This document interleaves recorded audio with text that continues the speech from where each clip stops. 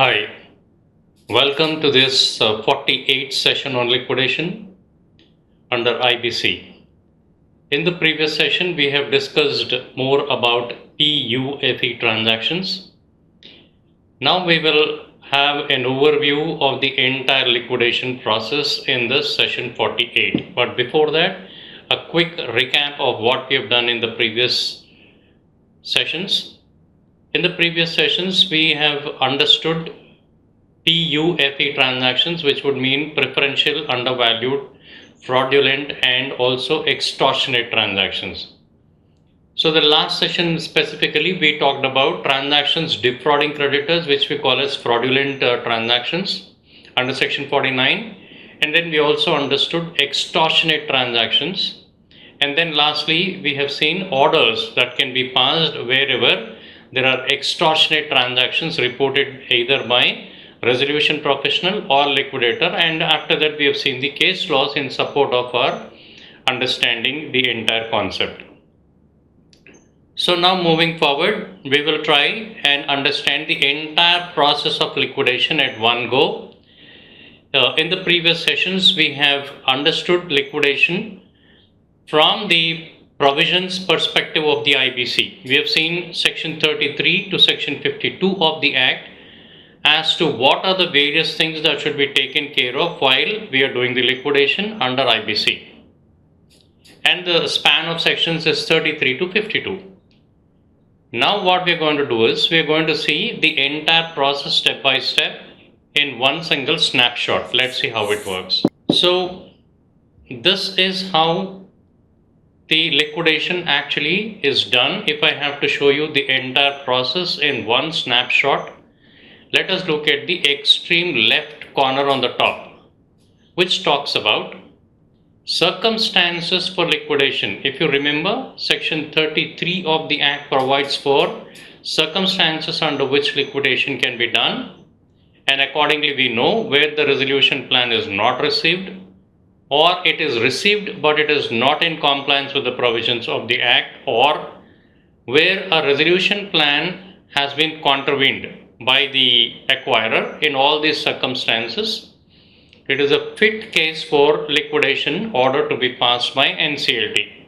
So accordingly, we are saying first the circumstances will be such that liquidation will be necessary or expedient. Number two, once the circumstances have so arisen where liquidation is justified or is necessary, COC will have to take a decision, because remember, this is during the CIRP that we are realizing that liquidation should be done. So CIRP is always driven by the committee of creditors, and they will decide the next step. So when the committee of creditors sees that the CIRP is not yielding any result for them, they will take a decision for liquidation under section 34 and so on. But 33 is the one that provides for circumstances. As the COC recommends, suggests and advises the resolution professional to liquidate the corporate debtor, liquidation cannot be done by the insolvency professional or resolution professional himself. Therefore, he will have to apply to the Honorable National Company Law Tribunal of the particular jurisdiction and seek an order for beginning of the liquidation process. So I'll just show you once again. This is number one, where the cursor is moving, circumstances. Number two, this is where COC's decision will happen. Number three, then we are looking at application to be made by RP for liquidation to the NCLT or AA. After that, the appointment of liquidator will be done by NCLT. Now, who will be the liquidator? We have already discussed that in majority cases, resolution professional himself can be a liquidator, or where the resolution professional is ineligible or has not given his consent. In those cases, NCLT may appoint another person as a liquidator, but in majority cases, RP himself is a liquidator. The moment appointment of liquidator is done, he will inform ROC and IBBI, etc. that now the company will go into liquidation, that is the corporate debtor. He will also make a public announcement. Why should he make a public announcement? Because we have already read that claims under CIRP are different and claims under liquidation are different. Therefore, wherever the company is going under liquidation, the liquidator shall again call for claims, and there can be fresh claims lodged under liquidation process. Therefore, public announcement is very, very important from liquidator's perspective. After that, the claimants will lodge their claims with the liquidator. We have already understood that the moment we receive claims, the next thing is to verify claims, and verification and valuation of claims is what we have read in the provisions of the Act. So the liquidator can either partially accept and partially reject, or totally accept and totally reject the claims at his discretion depending on the circumstantial evidence. So once he receives claims, he makes a preliminary report. After that, he verifies claims. After verification of claims, he sends a communication to the respective creditors on whether he has accepted the claim or not. If you are aggrieved by the order of the liquidator or by the decision of the liquidator that is not accepting your claims, what is the relief? Relief, if you recall, is that we can go to Honorable Adjudicatory Authority and request them to, accept our claims, and you can actually make a petition against the order of the liquidator. That's what we know is your right. After that, we will try to realize the assets. How? Because we read something called as a liquidation estate. All the assets of the corporate debtor along with inclusions will actually form part of the liquidation estate, and this liquidation estate will then be disposed of by the liquidator either on a slump sale basis, going concern basis, or as a individual asset, and these assets are realized once the money is received. You see here the last but one picture. These realized proceeds of the assets shall be then distributed to various stakeholders. How do we distribute? If you recall, we distribute as per section 53 of the Act, where the waterfall mechanism is clearly defined, and we know that there are secured creditors, workmen, and after that various other creditors standing in queue, and last in the picture is the equity shareholders who will have right on the sale proceeds at the end. So this is how the liquidation process ends, with the distribution of surplus to the equity shareholders. And the last event of the entire liquidation process, as I've been stressing again and again, is that the final report of the liquidation will then be sent to the adjudicatory authority and also IBBI, and then the adjudicatory authority will finally pass an order of dissolution, and on execution of the order of dissolution, the name of the corporate debtor will be struck off from the register maintained by the ROC, and therefore its existence is permanently wiped out. So my friends, this is how we can say the entire process of liquidation will take place. You can take a note. It moves from left hand side, left top corner on your screen, and then it goes to the right, and then again it goes from left to right, and again right to left. This is where is the last step, and this is where is the beginning. So let's move forward to understand various other steps or matters within this liquidation process. It's a very, very important thing in IBC. It's called the essence of the time. If you remember, the very objects of the IBC is that speedy recovery of the money and a speedy redressal of the entire scenario is a primary objective of the IBC. Okay, so Now we have understood all about process of liquidation. Let's move forward to understand the next few things. What is the essence of entire IBC? The essence of IBC is a time-bound resolution process and time-bound realization of the non-performing assets for the lenders. So therefore, it goes without saying that time is the essence here when it comes to IBC, whether it is a CIRP process which is aimed at resolution of the insolvency, or whether it is liquidation process which is again aimed at realization of assets. In both the cases, time is of the utmost value. So now what we are trying to do is we are trying to understand the liquidation process step by step, keeping the time frame in mind as given under various provisions and regulations of the Act. So if you look at the first step is talking about commencement of liquidation and the appointment of liquidator. So here, which are the provisions of the law or regulations that are concerned? Always remember, here section 33 and 34 of the Act deal with commencement of liquidation and appointment of liquidator, right? And time limits will always begin from the date of orders. And here we are saying once the liquidation order is passed by the adjudicatory authority, the next few steps will start. Therefore, the time limit for the first step here is 0. We are considering this as time 0, and then we are proceeding forward from here.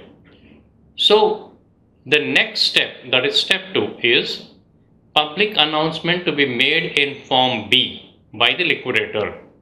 This is as per which section? We said section 33, and regulation 12 clearly prescribe a public announcement to be made within a due time in Form B. So what is the time? If you look at the first step here, it happens on the day 0. And from there, within 5 days, you have to take the public announcement in Form B. Therefore, if the order for liquidation is passed on a day 0, then the public announcement should be done maximum by day t plus 5. If t is equal to 0, this is going to be t plus 5. So 5 days you have the first action triggering. It's very interesting to see who does what in IBC. See, the order of liquidation is being passed by adjudicatory authority. There is nothing for liquidator to do there. However, what you must remember is, resolution professional shall make an application for liquidation, and once the liquidation order is passed, only then the role of the liquidator will begin. And what is the first task of the liquidator after being appointed by the NCLT is that he should make a public announcement within the first 5 days as per regulation 12. Then after that we move to step 3. Step 3 is as per regulation 35. It talks about appointment of registered valuers. Very, very important, because generally in our provisions till now we have not covered anything about registered valuers. These are given in regulations. Why registered valuers are important? Registered valuers profession is absolutely newly introduced, which is about 3-4 years into the system, and it is very, very important aspect of IBC. Why? Whenever you are going to dispose of the assets of the corporate debtor, whether the assets be in the form of a plant and machinery, whether they are in the form of a land and building, or whether they are in the form of a financial assets, all of them should be disposed of at a reasonable value. But who will understand what is a reasonable value? Who will know what is a reasonable value? Hence, a new profession is introduced by the name of registered valuers, who are knowledgeable into aspects of the valuation and who are trained as to how to perform valuation of different kinds of assets. Therefore, a liquidator shall first appoint these valuers and try to assess the value of different kinds of assets that are available within the corporate debtor. And when should this happen? This should happen within 7 days from the date of the order. Therefore, if I am taking T is equal to 0, that is the date of order, then within T plus 7 days, we should actually have the appointment of liquidator. Then after that, 3A, that is regulation 31 says you must have the first meeting of the stakeholders committee. What is the stakeholders committee? We've already read that COC will become the stakeholders committee when it comes to liquidation, and their first meeting should happen within 7 days, that is T plus 7. This is regulation 31A. Then we move on to the next step, that is step 4, which is coming from section 18 and regulation 17 to 21A, and which says that claims can be submitted, an intimation of decision on relinquishment of security interest. We have read in section 52 that the position of secured creditors during this liquidation process is very, very important. You have two choices as a secured creditor. Either you move away with your secured asset and realize it by yourself, or relinquish your security interest and be part of the liquidation process and receive the proceeds from the liquidator. Therefore, it is the time for the secured creditor to decide whether he will relinquish his asset or he will take his asset for realization. This decision should happen within 30 days, as you can see the cursor on the screen, and intimate the liquidator as to what is this decision. Moving forward, you may withdraw your claim or modify your claim as per section 38 subsection 5. We have seen this before while we were understanding the provisions of the act, and this decision can happen within 14 days after the decision of the secured creditor is made. Therefore, remember, T plus 30 is when the secured creditor is making his decision, and after that 14 days is when they are allowed to either withdraw or modify their claim. Therefore, T plus 44 will be the time limit for step 5. Then going to step 6, regulation 30 prescribe this, and it says verification of claims should be done once you receive from the claimants. This should be done within 30 days from the date of receipt. Hence, T plus 30 plus 30 will make it as T plus 60 days within which the verification should be completed. After verification, you should now constitute the SCC Stakeholders Committee from the date of this LCD within 60 days.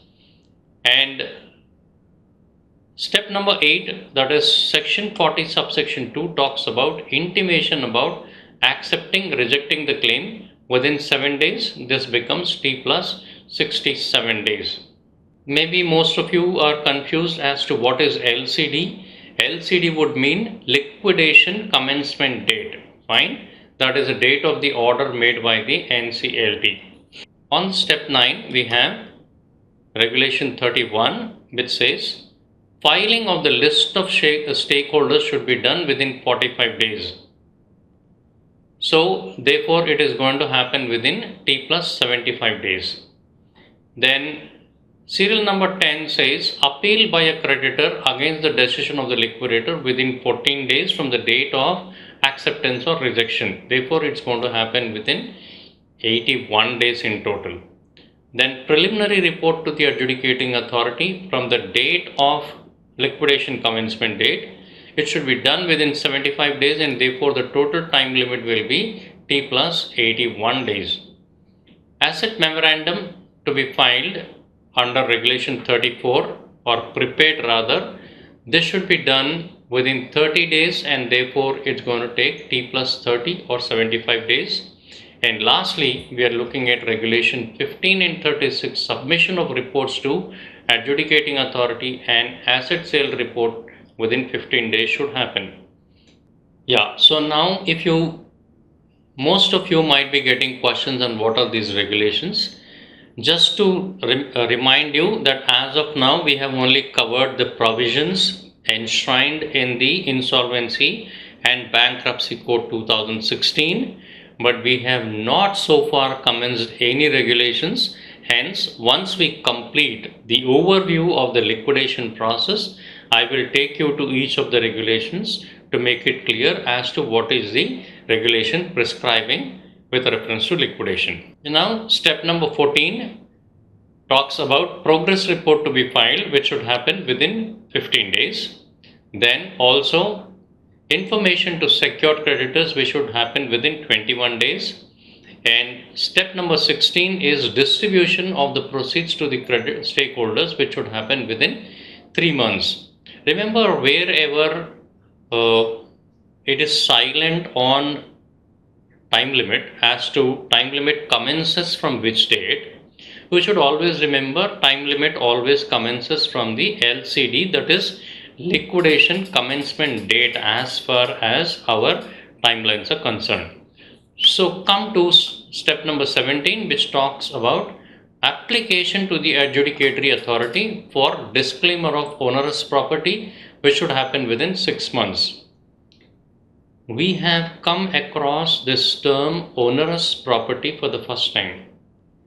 Onerous property is a property whose value is less than the cost of maintaining that property or cost of fighting the legal disputes involved with the property are more than the whole value of the property itself.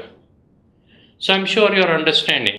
If I have to put it in the idiom, it's going to be white elephant. White elephant is a damn expensive asset that you would not like to maintain. Therefore, if you have such kind of assets within your asset portfolio or liquidation asset, the liquidator can make an application to adjudicatory authority and would take a permission to relinquish these assets and the rights thereon, so that he will not have to maintain that property. And the last of the few steps, notice should be given to the persons interested in the onerous property.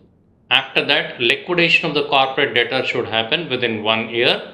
Then deposit the amount of unclaimed and undistributed dividends. What do you mean by that? Now, as we are receiving claims, we sell the liquidation estate and make proceeds.